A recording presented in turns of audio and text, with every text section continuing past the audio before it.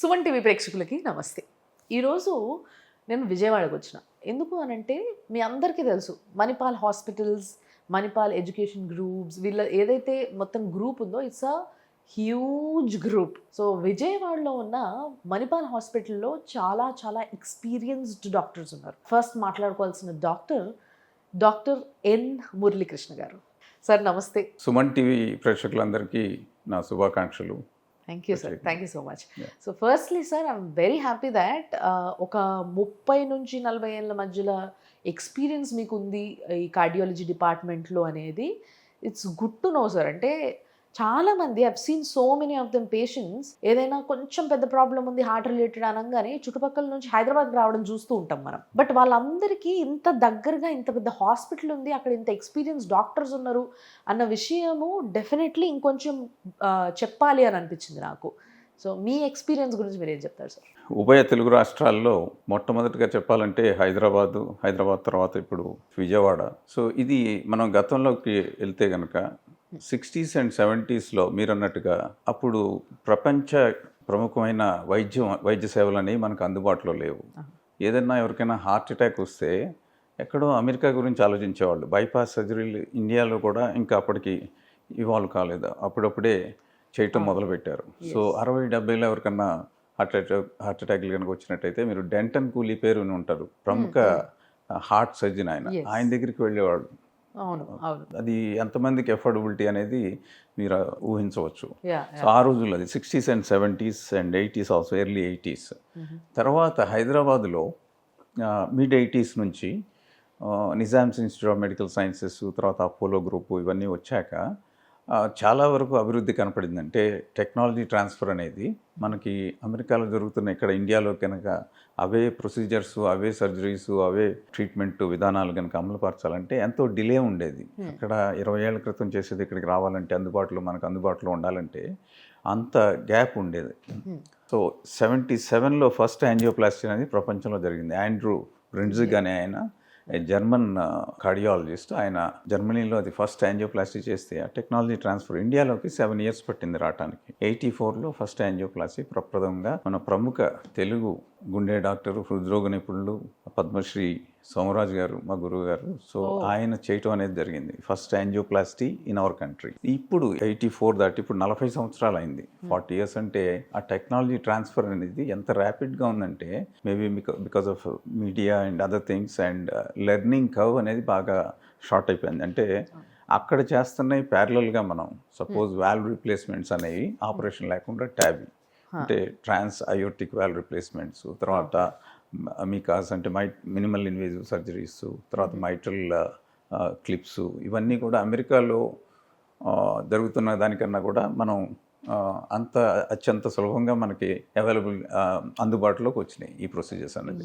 అంత గ్యాప్ ఉండేది వరకు టెక్నాలజీ ట్రాన్స్ఫర్కి. ఇప్పుడు మనం ప్రపంచ స్థాయికి అందుకోగలిగాం. ప్రముఖ కేంద్రాలు అంటే కల్కట్టా, ఢిల్లీ, హైదరాబాదు, చెన్నై, అక్కడే కాకుండా మనకి ఇప్పుడు హైదరాబాద్, విజయవాడలో కూడా ఆ టెక్నాలజీ అనేది బైపాస్ సర్జరీస్ ఇప్పుడు చూసేటట్టయితే విజయవాడలో 20 centersలో బైపాస్ సర్జరీలు జరుగుతున్నాయి. అట్లాగే యాంజియోప్లాస్టీలు, స్టెంట్ ప్లేస్మెంట్స్ అనేది విజయవాడ, గుంటూరు, ఆంధ్రాలో కూడా చాలా చోట్ల ఈ బైపాస్ సర్జరీలు, తర్వాత ఈ యాంజియోప్లాస్టీలు అందుబాటులోకి వచ్చినాయి. సో మరి how is Manipal hospital different from all these 20 centers in Vijayawada? Manipal is to tell you the thing, it is the first real corporate center in Vijayawada. అంటే విజయవాడలో సూపర్ స్పెషలైజేషన్ అనేది ఒక గొడుగు కింద అన్ని స్పెషాలిటీస్ ఒక చోట ఉన్నది మణిపాల్ ఒక ప్రాముఖ్యత. అంటే స్టార్టింగ్ ఫ్రమ్ కార్డియాలజీ, ఆంకాలజీ, అన్ని విభాగాలు అనేవి ఈ సెంటర్లో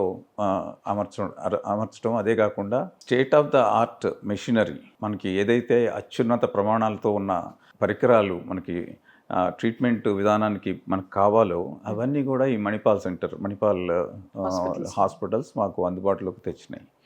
లైక్ ఫర్ ఎగ్జాంపుల్ మీకు ఐవస్ కావాలన్నా, ఓసిటీ కావాలన్నా, ఇవన్నీ లేటెస్ట్. మీకు కార్డియాలజీ ప్రాక్టీస్ చేయాలంటే కొన్ని ప్రత్యేకమైన పరికరాలు కూడా అవసరం అవుతాయి. అవన్నీ కూడా మాకు అందించడం వల్ల అత్యున్నత స్థాయిలో ప్రమాణాలతో మనం ఈ వైద్యం పేషెంట్స్కి చాలా తక్కువ ధరకి, అంటే కంపేర్ చేస్తే ఇప్పుడు సపోజ్ అమెరికాతో మనం కంపేర్ చేయడం, అక్కడ ఇవన్నీ అందుబాటులో చాలా కష్టం, వాళ్ళకి చాలా ఖర్చు అవుతుంది. అవును. అదే మనకి సామాన్యుడికి కూడా ఇప్పుడు అందుబాటులో యాంజియోప్లాస్టీలు, స్టెంట్లు దొరుకుతున్నాయి. ఫర్ ఎగ్జాంపుల్ ఆరోగ్యశ్రీలో మీకు ఏమీ లేకుండానే వాళ్ళు పేషెంట్ ఈ కార్డు పట్టుకుని వస్తే యాంజియోప్లాస్టీ చేయించుకుని వెళ్ళిపోవచ్చు. హార్ట్ అటాక్ ట్రీట్మెంట్ ఫ్రీగా చేయించుకోవచ్చు. ఓకే. అట్లా అదర్ స్కీమ్స్, ఎంప్లాయీస్కి వేరే స్కీమ్ ఉంది.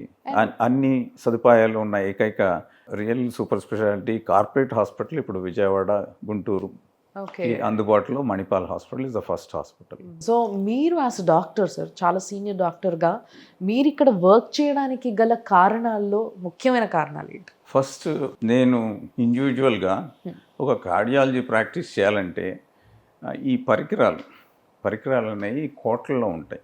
ఎస్. నాకు ఒక క్యాత్ ల్యాబ్ కావాలంటే సుమారుగా 5 కోట్లు 6 కోట్లు, ప్లస్ దానికి ఒక మెషిన్ ఒక్కటే చాలదు. దానికి కావాల్సిన స్టాఫ్ అండ్ అదర్ ఇన్ఫ్రాస్ట్రక్చర్ అంటే హోల్ హార్ట్ టీమ్ని బిల్డప్ చేయాలంటే it takes many years and millions of it cost millions of rupees.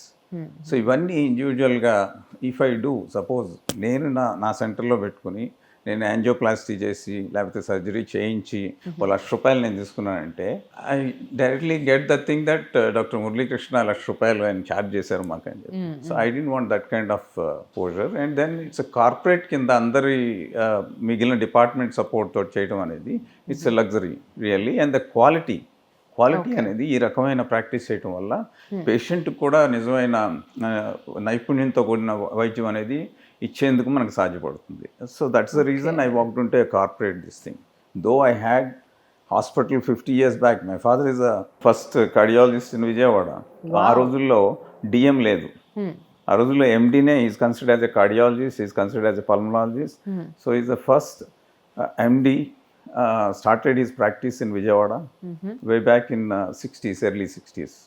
Very nice. So చిన్న ఉన్నప్పటి నుంచి ఒక డాక్టర్ని చూస్తూ పెరుగుతూ డాక్టర్ అయినా, సో కాబట్టి ఆయనకున్న ఎక్స్పీరియన్స్తో ఎంతోమంది పేషెంట్స్ని ఆయన డీల్ చేయగలిగిన చెయ్యి కాబట్టి ఇక్కడ మణిపాల్ హాస్పిటల్స్ కూడా ఆయనను చూస్ చేసుకుంది. అండ్ ఆయన మణిపాల్ హాస్పిటల్స్ని చూస్ చేసుకోవడానికి గల కారణాలు కూడా చెప్పారు. So thanks for that sir. Thank you so much.